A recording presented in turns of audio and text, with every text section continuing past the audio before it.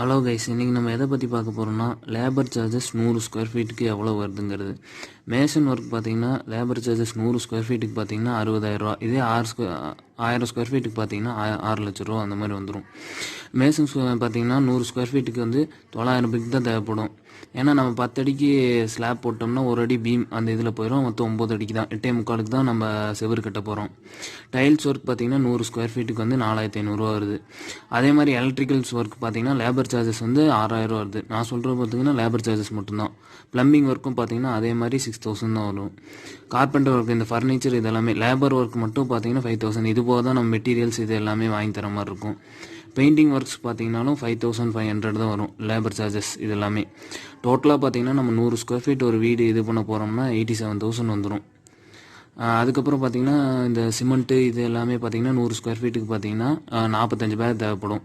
அதாவது நம்ம ஒரு பேக் பார்த்தீங்கன்னா கிட்டத்தட்ட ஒரு 250 பிரிக்ஸ் அந்த மாதிரி கவர் பண்ணிடும்.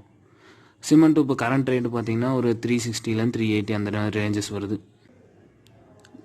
கைஸ், இதில் அதே மாதிரி நான் வேறு ஏதாவது தப்பாக சொல்லியிருந்தாலும் கமெண்ட் செக்ஷனில் கமெண்ட்ஸ் பண்ணுங்கள். அதே மாதிரி சப்போர்ட் டு மை சேனல்.